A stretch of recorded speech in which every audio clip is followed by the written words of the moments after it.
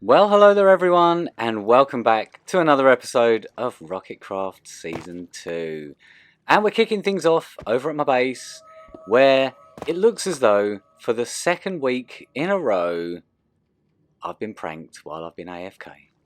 Now, I'm sure you will have all noticed that 1.20 added a lot of new items to the game, and a lot of those items were a particular colour that a particular person particularly likes, and that is the pinkifier. Yes, it looks like my base has been pinkified, not for the first time, but this is something completely different now. Look at the state of this. Now, don't get me wrong, I am a fan of the cherry blossom trees. I like them; they are nice. But I don't want them covering my entire base, so we're going to have to do something about this. Where is my toolbox? There it is. Get me my flint and steel. We're going to burn these things down. I know it seems like a bit of a shame to waste so many cherry logs, but that's a chorus plant. But yeah, this has got to be done. So of course, no one officially knows the identity of the pinkifier. We have suspicions about their identity, but no one has any concrete evidence at this point in time. And yes, this is not the first time this has happened to me. It does seem to be a recurring theme. Even during Season 1, something happened to my gold farm, and yeah, my statue got pinkified, my base got pinkified, and now this. This is just the latest in a long line of pinkifications.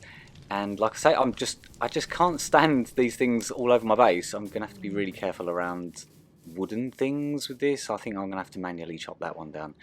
But yeah, they've done a good job here. This is going to take some time. Right, I've been at this for about a good 10 minutes or so, and I've got to the point where I've actually worn this flint and steel down to the point where there is no durability left on it whatsoever. So I'm going to have to revert to using my axe. And axe away I did. I've managed to chop every last stinking one of those things down. Like I say, I don't mind cherry blossoms. They are a pretty tree, but I don't want them all over my base. So we've set that right. There are no cherry blossoms left on my base island thing, so that makes me happy. But of course, you've got to question Mojang's motives here, and why they added so many new pink things into the game to give this person so many new ways to prank me. So moving on, we're over in the Nether, where we are lucky enough here on Rocketcraft to have a Crimson Forest so close to our Nether portal and like the Nether hub. And I'm trying to wrangle a couple of hoglins, but then I've remembered that they don't like the blue fungus, do they? Come on, over you come. So I need a couple of hoglins for a little project over in our zoo area, and we've got a little server quest going for a Zoglin exhibit. But of course, you can't get Zoglins without hoglins. So we've got a couple here. I've renamed them Pepper, just for the lols. And I've set up a temporary nether portal a little ways away. It's hopefully lined up just in the right spot, so that this is going to link to the new exhibit that I've built in the zoo. It's not anything big or extravagant or special. It's just a little something to house the Zoglins in. It's like a little sort of fake field, farmer's field type thing with some crops and bits and pieces. So we're going to send them through. Don't worry, I did remember to pop quickly back through to close that fence gate. God help anyone when they come to that zoo, and if they accidentally open that fence gate there, that's going to end really badly. Right, okay, so we've got our hoglins in place. We've got a whole family of them now. We've even got a little one. So now I've just got to try and nudge this guy onto the track, which is going to carry him over to that nether portal. Now, of course, this is going to be easier said than done. These things do hit incredibly hard, even with full protection 4 and netherite armor. They're not messing about. Could you just move over, please? Just budge. Come on, you fat hog. There we go. There we go. Right. Let's fly over here. Don't want to go too fast. But of course it is name tagged, so it's not going to despawn. But of course, you know, sometimes entities crossing chunk borders into unloaded chunks can end badly on bedrock. So definitely don't want that gas to get involved. And now, of course, we've got to try and get this guy out of his minecart without hitting him. Now, of course, the Hoglin's hitbox is rather large, but they do still fit in a minecart somehow. And we can't do anything cheaty like showing hitboxes on Bedrock, so we're going to have to do this the way that the devs intended. This is how Mojang wanted you to do that. But of course, that's just my opinion about hitboxes. If you don't think they're cheaty, then you can come at me in the comments. Now to get the baby in. Come on. The babies luckily don't hit anywhere near as hard as the adults, but they're still annoying nonetheless. So again, we're just going to drift over here peacefully. Just make sure it doesn't get unloaded. There you are, Pepper. Off you go to your new home in the zoo. And we're just going to have to quickly repeat the same trick with breaking the minecart. There we go. Perfect. And number 3. Daddy one. Is this the daddy or the mummy? Who knows? I'm just eating one of its relatives in front of it though. Don't mind me. And off you go. And again, let's just drift over here peacefully. Oh no, there's a Blaze. Sorry, Blaze, but I definitely do not have time to be dealing with you. Ow. I thought better of it and ducked down out of view. Oh, oops. Hopefully there's no ghasts or any other nasties around here. Let's just jump up here. Right, it's safe. It's ready to go through to the overworld. And of course you know what happens to a Hoglin in the overworld. Well, we're about to find out. So I've come over to a very far away portal that I know is definitely not going to accidentally link to that temporary zoo portal over in our Easter area. And we're just going to fly over past the shopping district and Trimtown and just head over to spawn. At this stage in the game, we are coming to the end of this season, and as you can see, the server is looking amazing. This world just looks so good. I'm so proud of everyone and what they've done here. It just looks fab. There's a lot of pink trees there as well at spawn, but that was nothing to do with the pinkifier, I don't think. Right, here we go. Ignore the warden and its darkness effect. Right, they're still Hoglins at the moment, but any second now, they're going to be foaming at the mouth and just wanting to kill me. There they go. Ow, stop it. Right, I've just got to quickly knock out the rest of these blocks here.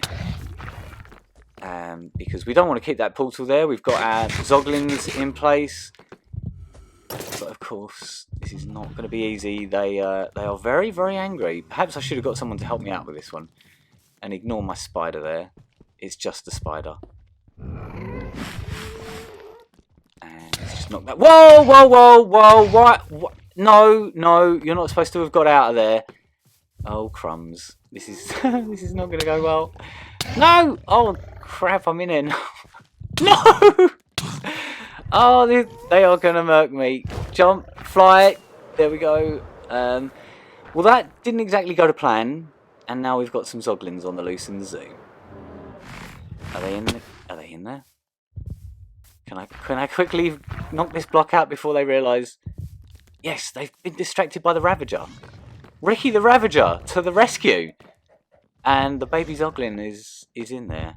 And it's currently mauling the cats. Stop killing the cats. They're Ricky's pets. Stop your child. What's it? No. Please, think of the cats. Oh no, now it's picked a fight with Ricky.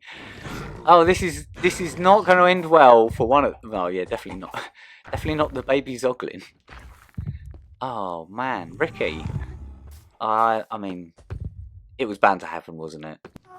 But we've got our Zoglins in place, so we're just going to quickly knock out. Oh, they're really angry. They hit so hard. They're vicious, absolutely vicious creatures. I do not recommend anyone come over to the zoo and check these things out. Am I going to be able to get my obsidian back, please? No. Okay, you can keep the obsidian. It's yours. It's going to despawn sooner or later, but anyway. We've managed to achieve what we set out to do, and we've got some Zoglins in the zoo, so I'm pretty pleased with that. So as I mentioned, it is a server quest, and we have reopened the server quests with the end of the season in mind. It's only a couple of months away, and so we've set up a load of new server quests to help get absolutely everything tied up and finished and completed before the end of the season, and this was one of them. So I'm going to claim that one. It wasn't too tough, but you know, it's still a diamond tribute, a diamond quest even. And here we have a diamond tribute, which I am going to do as well for a Zoglin head. And that's not right, is it? I need to put my head in the top slot, don't I? What a derp. Right, so yeah, that's a diamond tribute as well. That's worth 5 points, or 4 points. No, it's 4 points. It is worth 4 points, but the actual diamond quest itself is worth a whopping 6, because we're prioritising all the very important things that we want to get finished off before the end of the season, with those being like quite high scoring, and we're actually having a very special prize for the player that completes the most server quests between now and the end of the season. But not just the top player, there's third, fourth, and second as well. So it's all to play for. So while watching one of Azuma's recent episodes, he highlighted a new pack that they've added to vanillatweaks.com. Got the plug in there. And it highlights where suspicious sand and gravel are. It makes them stand out a bit more, so it's a little bit more obvious where the blocks are. Because I don't know about you, but I'm getting a little bit old, and I struggle to spot the difference between the two. The sand not so much, but the gravel definitely. I really struggle with the gravel. So I've popped straight over to Bedrock Tweaks, which is the sister site of Vanilla Tweaks, where they have a lot of the things that they have on Vanilla Tweaks. And I was hoping that I would find this wonderful new pack that highlights where the suspicious sand and gravel blocks are a little bit better. They have the ore ones and the budding amethyst ones, but they haven't updated it on the Bedrock version to include the suspicious sand and gravel. What about the Bedrock players? What about me? I struggle to spot these blocks. I need this pack. Fine. I'll do it myself. So that's exactly what I did. I went to the website from Mojang and downloaded the textures for the suspicious sand and gravel from their vanilla behavior and resource packs. And well, this is just a resource pack, so you don't even need the behavior pack part. And I just added this simple outline. Just a simple outline. It sort of blends in with the color of the gravel, and the sand is kind of similar. And yeah. I've added it into my global resources. So it's only applied to me. It's not applied to the world. So not everyone has this. But, you know, Rocketcraft players, what do you think? Is this cheaty? Let me know in the comments. Would you like to see this applied to the world as a whole? Or would you, prefer that I just keep this to myself? So anyway, I've made the pack. I've added it to my global resources. So anything that I see that is a suspicious sand or gravel should have that nice outline on it now, so I can actually see where they are. So I've headed over to a trail ruin somewhere out in the resettable part of the world, and yes, you can see there clearly there's a suspicious gravel there. There's 2, there's 3, and they're so easy to spot now, and I'm loving this. So like I say, they're not like horrible janky like yellow and black hazard lines or anything. They're just subtle. They're just a nice visual aid. I need visual aids when it comes to dealing with these things because, like I say, I do struggle to spot the difference with the gravel. The sand, not so much, but the gravel, definitely. So here's some nice things that I found in the Trail Ruins, and these are the things, really, that you're here for. Let's be honest, you're not here for candles or glass panes or anything like that. You're here for armor trims, pottery shards/sherds, and this wonderful piece of music here. It's a banger. Let's be honest, Relic is an awesome tune. I love it.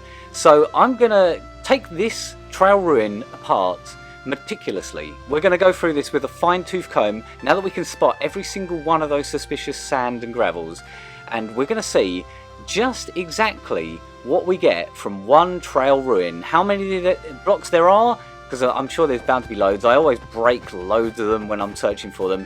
So let's get into a little time lapse of archaeology.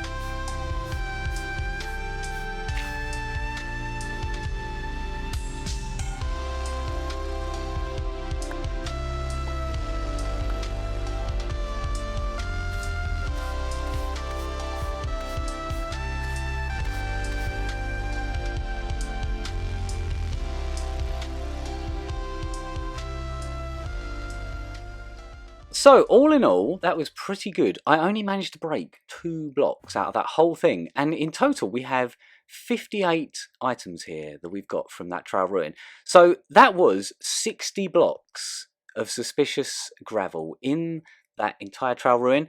And we've got, as you can see here, 14 of the actual good items, like pottery shards, armor trims, and 2 relic discs.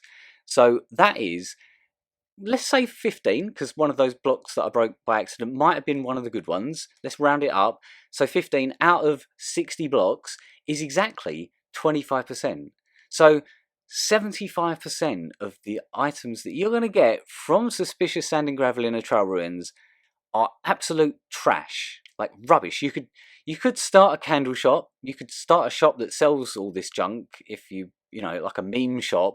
Like wooden hose and leads and string and God knows what else. But yeah, you're going to have to loot quite a lot of these ruins to get the things that you actually want. I mean, I only found 3 armor trims in there. I didn't even find the complete set in there.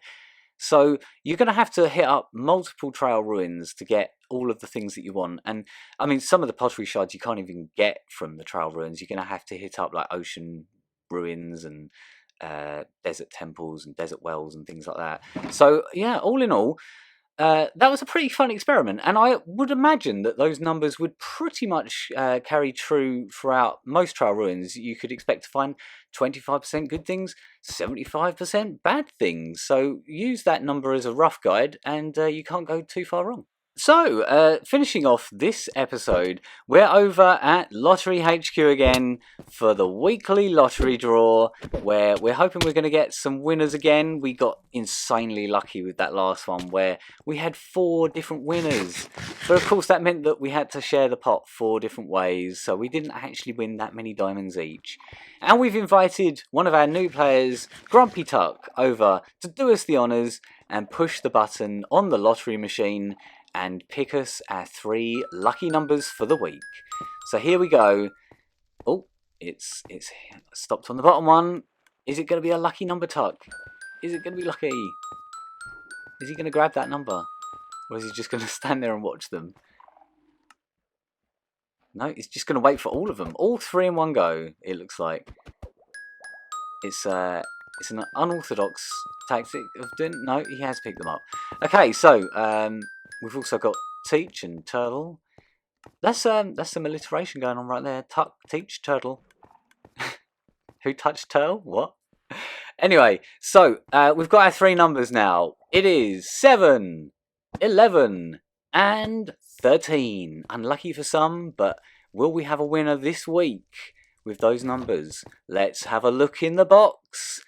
And going through, we can see that Chef has matched 2 numbers. He's got 11 and 7. So, yeah, Chef, congratulations. And he was the only person that won that week. So, he's walked away with 80 diamonds. He's made out like an absolute bandit there. Considering he doesn't play the lottery all that much, he's just won 80 diamonds. Which is, that's rather insane. So, congratulations, Chef, on playing the system there. You scammed the system, one could say. But where's all these turtle heads coming from? Who's got turtle heads? Who's spamming the turtle heads? I wonder who that could have been. Right, so that was a really good first draw for Tuck there, and unfortunately, he didn't win, but someone did, so that's good for Chef at least. So I'll pop those diamonds over in Chef's postbox, and he'll be very happy with that, I'm sure. But anyway, we have just about come to the end of the episode. Unfortunately, I know, it's sad. But if you did enjoy it, you know what to do. Give me a comment. Let me know about the whole suspicious sand and gravel blocks pack. Whether you think that should be applied to the world in general, or whether I should just keep that to myself. And, subscribe if you're not subscribed, because it does help out the channel a lot. But otherwise, I'll see you for another episode of Rocketcraft very soon. So take care, and bye for now.